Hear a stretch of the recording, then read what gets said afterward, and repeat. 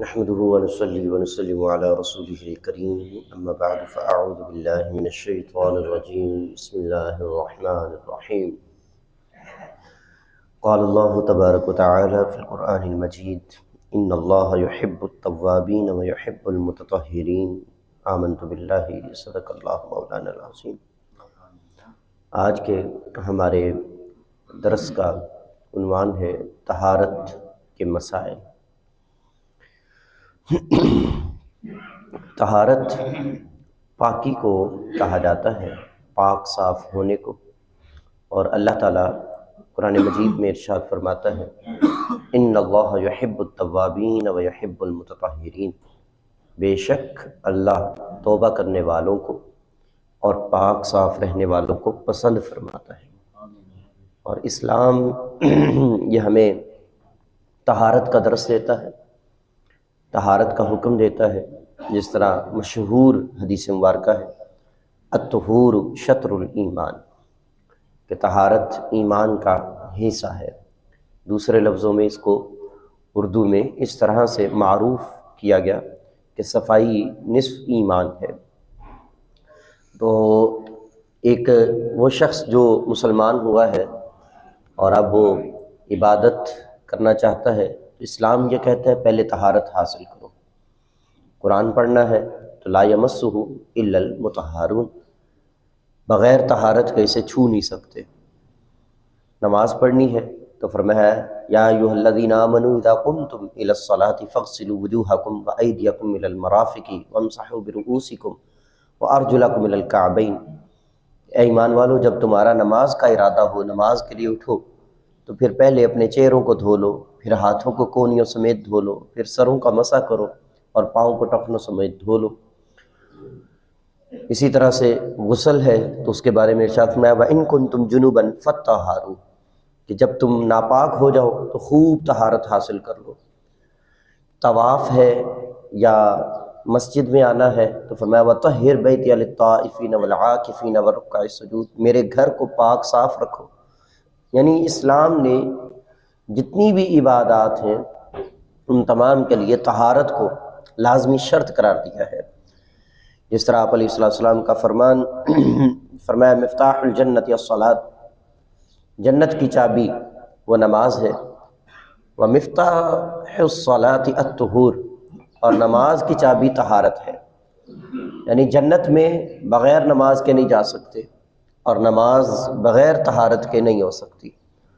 تو اس سے یہ پتہ چل گیا کہ طہارت کی بڑی اہمیت ہے، پاک صاف رہنے کی۔ اب طہارت کس سے کرنی ہے؟ ظاہری بات ہے کہ اگر طہارت ہے، صفائی ہے، ناپاکی ہے، تو اس کا الٹ بھی ہوگا، متضاد بھی ہوگا، اور وہ ہے نجاست۔ تو ہر قسم کی نجاست سے پاک ہونے کو طہارت کہتے ہیں۔ طہارت کی جو تعریف ہے وہ کیا ہوگی؟ ہر قسم کی نجاست سے پاک ہو جانے کو طہارت کہتے ہیں۔ اب نجاست کیا ہوتا ہے؟ پلیدگی، ناپاکی، گندگی اور نجس اس شخص کو کہا جاتا ہے یا اس جگہ کو کہا جاتا ہے یا اس کپڑے کو کہا جاتا ہے کہ جس کپڑے پر نجاست لگی ہو، جس جگہ پہ نجاست لگی ہو، جس شخص کو نجاست لگی ہو یا جس شخص پر نجاست کا حکم لگتا ہو تو اس کو نجس کہا جاتا ہے۔ ایسی حکمی صفت جو نماز یا عبادت کرنے میں رکاوٹ ہوتی ہے اسے نجاست کہتے ہیں۔ اس کی مختلف اقسام بنتی ہیں۔ ابتدائی طور پر اس کی دو قسمیں ہیں، ایک ہے نجاست حقیقی اور ایک ہے نجاست حکمی۔ نجاست حقیقی جو دکھنے میں آئے، اور اس کی پھر دو قسمیں بنتی ہیں، ایک ہے غلیظہ اور ایک ہے خفیفہ۔ غلیظہ سے مراد تمام حرام جانوروں کا پیشاب، خون اور گوبر، حرام جانوروں کا پیشاب، خون اور گوبر، یہ اس میں نجاست غلیظہ میں آتا ہے۔ اسی طرح انسانی جسم کا جو پیشاب ہے، جو خون ہے اور جو گوبر ہے، پخانہ ہے، یہ بھی اسی میں غلیظہ میں آتا ہے۔ اور ایک ہے خفیفہ۔ خفیفہ سے مراد حلال جانوروں کا جو پیشاب ہے وہ آتا ہے، یعنی ایسے جانور جو حلال ہے، ان کا گوشت حلال ہے، تو ان کا جو پیشاب ہے وہ نجاست خفیفہ میں ہے۔ اور تمام پرندوں کی جو بیٹ ہے یہ بھی نجاست خفیفہ میں آتی ہے۔ یہ تو تھی نجاست حقیقی۔ ایک ہوتی ہے نجاست حکمی کہ جو دیکھی نہیں جا سکتی لیکن حکم لگتا ہے کہ یہ نجاست ہی ہے، اور اس کی پھر دو قسمیں بن جاتی ہیں، ایک ہے حدث اصغر اور ایک ہے حدث اکبر۔ حدث اصغر کا مطلب یہ ہوتا ہے کہ چھوٹا حدث، چھوٹی ناپاکی، سادہ لفظوں میں وضو کا فرض ہو جانا، ہر وہ چیز جس سے وضو ٹوٹ جاتا ہے یا وضو کا نہ ہونا، یہ حدث اصغر کہلاتا ہے۔ اور ایک ہوتا ہے حدث اکبر، اور اس سے مراد کہ دکھنے میں نہیں آتا کہ کوئی نجاست لگی ہوئی ہے لیکن غسل فرض ہوا پڑا ہے، اور اس غسل فرض ہونے کی وجہ سے اس کو حدث اکبر کہا گیا۔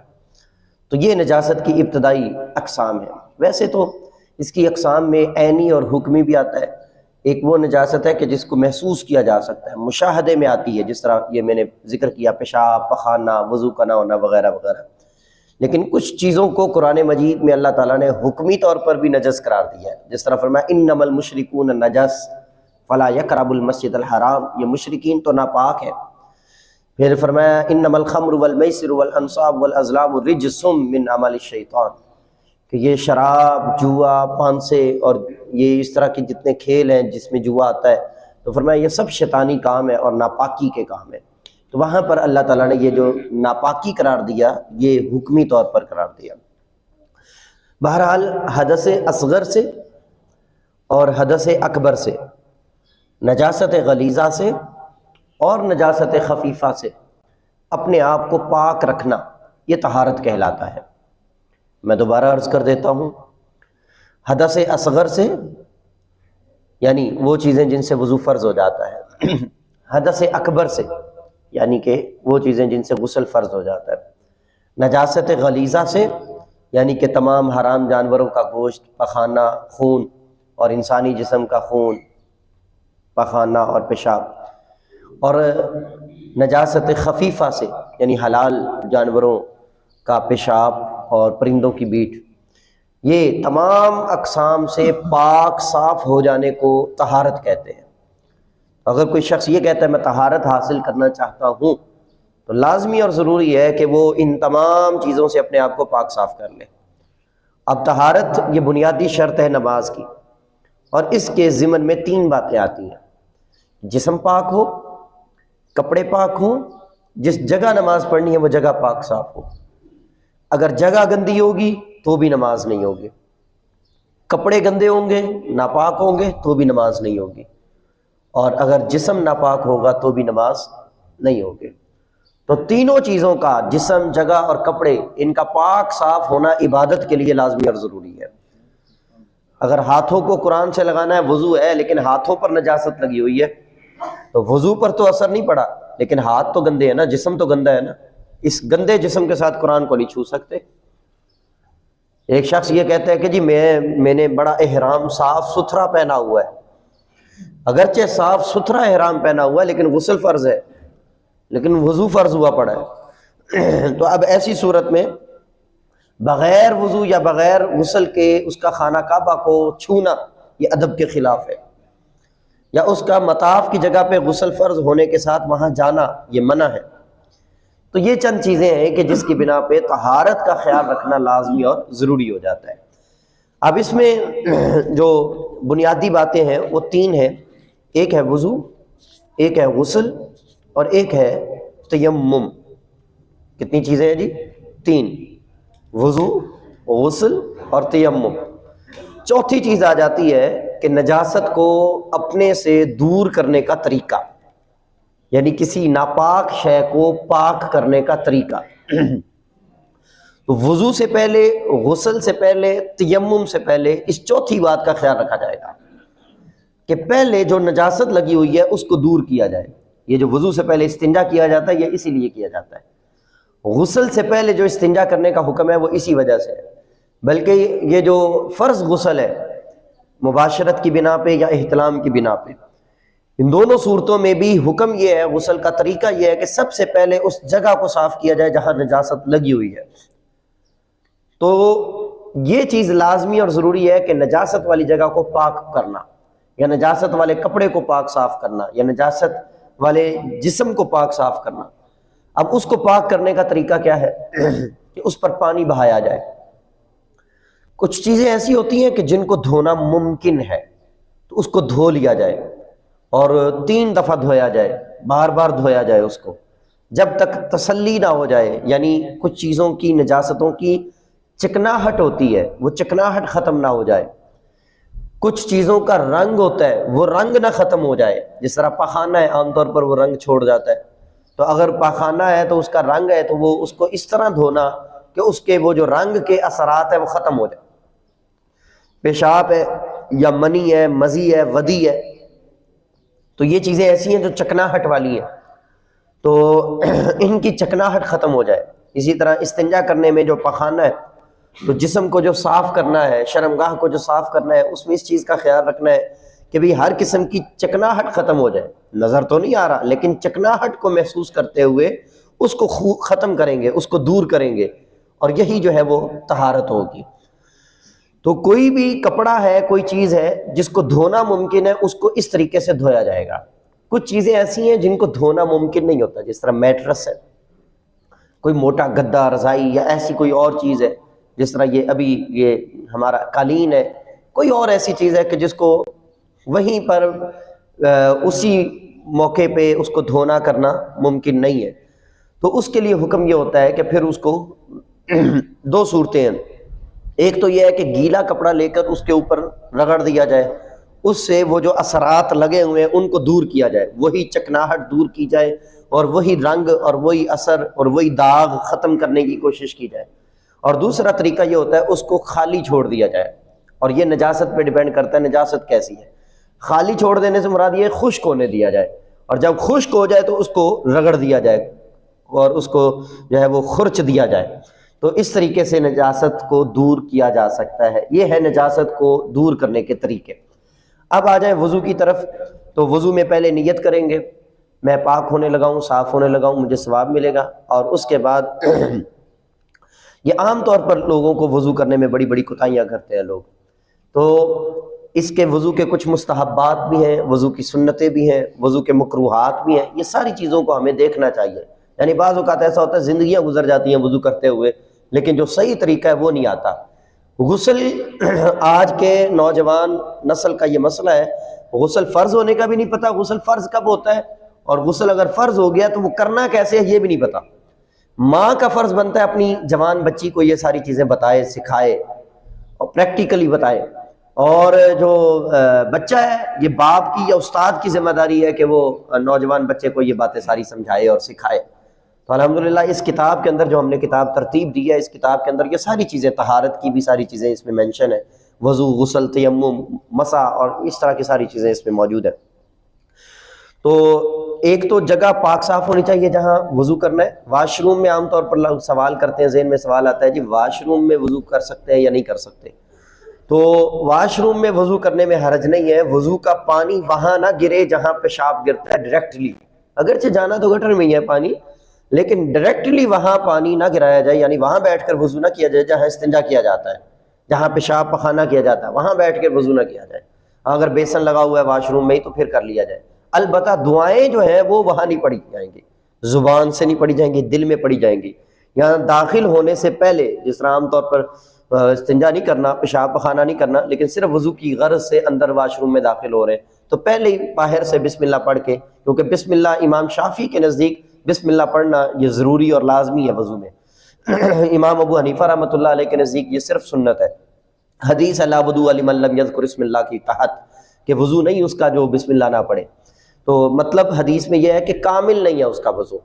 تو ایک تو یہ کہ پاک صاف جگہ ہو، پھر بیٹھ کر کرنا یہ زیادہ بہتر ہے کھڑے ہونے کی بنسبت، اور پھر وضو کرتے ہوئے اپنے جسم یا اپنے کپڑوں کو اس وضو والے پانی سے بچانا۔ بعض اوقات ایسا ہوتا ہے کہ پانی بہت زیادہ کھول لیا اور ایسے اپنے چہرے پر اور ایسے بازوؤں پر ڈال رہے ہیں کہ سارا کپڑے بھی گیلے، خود بھی گیلے، جس طرح چھوٹے بچے کر رہے ہوتے ہیں بعض اوقات۔ تو اس طرح سے نہ کرنا۔ یہ وضو کے کچھ مکروہات اور کچھ باتیں، کچھ مستحبات بھی اسی میں نے ذکر کر دیا۔ اب اس میں جو غلطیاں ہیں، چونکہ اب وقت نہیں ہے سارا کہ میں وہ سارا طریقہ اور وہ ساری چیزیں شیئر کروں، تو وہ آپ کتاب میں پڑھ لیجئے گا. لیکن غلطی جو عام طور پر ہوتی ہے وضو میں وہ میں آپ کے سامنے رکھ دیتا ہوں. مسح کرنے میں عام طور پر لوگ غلطی کر جاتے ہیں. چہرہ دھونے میں غلطی یہ کرتے ہیں کہ چہرہ مکمل نہیں دھوتے. یہ سائڈیں جو ہے نا، یہ کانوں کے ساتھ والی اور یہ گالوں کے رخساروں کے ساتھ والی جو اطراف ہے اس کی، یہ خشک رہ جاتے ہیں. چہرہ دھونا یہ وضو میں اور بازو دھونا یہ فرض ہے. کونیاں خشک رہ گئی، ٹخنے خشک رہ گئے، یہ چہرے کی اطراف خشک رہ گئی تو وضو نہیں ہونا، کیونکہ یہ فرض ہے. اس کا خاص خیال رکھنا ہے. سردی ہو، گرمی ہو، پانی ٹھنڈا ہو یا گرم ہو، پانی ہاتھ گیلے کر کر کے چہرے پر پھیلنے سے وضو نہیں ہوتا، بلکہ پانی کا بہانا یہ لازمی اور ضروری ہے کہ پانی بہایا جائے، پانی سے دھویا جائے. اور مسح کرنے میں جو غلطی کرتے ہیں لوگ، ہاتھ گیلے کرتے ہیں اور اس کے بعد ایسے چومنا شروع کر دیتے ہیں. حالانکہ یہاں چومنے کا کوئی کنسیپٹ نہیں ہے، اور وہ چومنے والے چوم بھی نہیں رہے ہوتے. پہلے ہونٹوں کو لگاتے ہیں، پھر آنکھوں کو لگاتے ہیں. تو اس کا کنسیپٹ ہی نہیں ہے کوئی. ہاتھ گیلے کیے ہیں آپ نے مسح کرنے کے لیے، اور یہاں پر نہ کوئی کلمہ ایسا پڑھا جا رہا ہے، نہ کوئی نام نامی اس میں گرامی ایسا لیا جا رہا ہے کہ آپ انگوٹھے چومیں. تو ایسی کوئی بات نہیں ہے. ہاتھ گیلے کریں گے، آخری 3 انگلیاں ایسے بنائیں گے اور 3 انگلیوں کو ماتھے کی پیشانی سے لے کر ایسے پیچھے لے کر جائیں گے، اور یہ جو ہتھیلیاں ان کو ایسے واپس لائیں گے، اور یہ جو پہلی انگلیاں ان کو کانوں کے اندر سے ایسے ملیں گے اور انگوٹھے کے ساتھ کانوں کے پیچھے. یعنی پورا ہاتھ گیلا کیا آپ نے، اور اس پورے ہاتھ کو یوز کرنا ہے آپ نے. تو پہلے یہ صرف 3 انگلیاں آخری یہ ایسے یہاں تک. اس کے بعد یہ جو ہتھیلیاں ہیں ان کو یہاں ایسے. اس کے بعد یہ پہلی انگلیاں یہ ان کو کانوں کے اندر اچھے طریقے سے. پھر یہ انگوٹھا اس کے ساتھ کانوں کی بیک سائڈ، اور پھر یہ انگلیوں کی ہاتھوں کی بیک سائڈ کے ساتھ یہ گردن کے پیچھے. گردن نہیں، اس کو بعض نے مکروہ کہا ہے، یہ صرف یہ پیچھے والا حصہ. یہ ہے مسح کا طریقہ. باقی عام طور پر لوگ وضو صحیح کر لیتے ہیں. وضو کے بعد بعض لوگوں کی عادت ہوتی ہے ایسے انگلی کر کے اوپر آسمان کی طرف. انگلی کرنا لازمی اور ضروری نہیں ہے. ویسے کلمہ شہادت پڑھنا چاہیے، سورۃ القدر پڑھنی چاہیے، دعائیں ہیں کچھ وہ پڑھنی چاہیے. ہم نے اس کے اندر ساری دعائیں بھی لکھی ہوئی ہیں، چہرہ دھونے کی دعا، بازو دھونے کی دعا، مسح کرنے کی دعا، کانوں کا مسح وغیرہ وغیرہ. غسل کا طریقہ بھی مختصر سماعت کر لیں. پہلے نجاست سے پاکی حاصل کی جائے گی، اس کے بعد بہتر یہ وضو کر لیا جائے. اور اس وضو اگر نہیں کرنا تو پھر لازمی اور ضروری بات ہے فرض غسل کے اندر کہ 3 دفعہ غرارہ کیا جائے. لیکن آج کل غرارہ نہیں ہوگا، روزے کی حالت میں غرارہ نہیں کرتے، اس میں صرف کلی کریں گے. اور پھر ناک میں اچھے طریقے سے اوپر تک پانی چڑھانا اور بائیں ہاتھ سے ناک صاف کرنا. 3 مرتبہ ناک میں پانی ڈالنا اور 3 مرتبہ ایک کلی غرارہ کرنا، یہ غسل کے فرائض میں سے ہے. اور تیسرا فرض ہے غسل کا پورے جسم پر پانی بہانا، اور اس کا طریقہ یہ پہلے 3 دفعہ دائیں کندھے پر، 3 دفعہ بائیں کندھے پر، اور 3 دفعہ پورے جسم پر یعنی سر پہ یہ پانی ڈالنا. بہتر یہ ہے غسل کرنے کے بعد اس جگہ سے ہٹ جائیں، ہٹ کے اپنے پاؤں کو دوبارہ دھو لیں تاکہ نیچے جو فرش کی نجاست تھی، گندگی تھی، اور اس کے چھینٹے جو پاؤں پر پڑے یا ٹانگوں پر پڑے وہ بھی صاف ہو جائے. غسل اگر سنت طریقے کے مطابق کر لیا جائے تو اس کے بعد وضو کرنے کی حاجت نہیں ہوتی. عوام میں جو مشہور ہے جی جسم ننگا ہونے سے، کپڑے بدلنے سے، گھٹنا ننگا ہونے سے، سطر ننگا ہونے سے وضو ٹوٹ جاتا ہے، ایسا نہیں ہے. وضو ٹوٹنے کی مختلف صورتیں ہیں، جس میں خون نکل جائے، پیشاب، پخانہ، ہوا خارج ہو جائے، اور ایسی نیند جس میں غلبہ ہو کہ ہوا خارج ہونے کا پتہ نہیں چلا، تو ان تمام چیزوں سے وضو ٹوٹ جاتا ہے. الٹی سے وضو ٹوٹ جاتا ہے. اور غسل منی سے غسل فرض ہوتا ہے، مزی اور ودی سے غسل فرض نہیں ہوتا. اس کو اب آپ سرچ کیجئے گا نوجوان کہ مزی اور ودی کیا ہوتی ہے. اللہ شرعی مسائل کی سمجھ عطا فرمائے.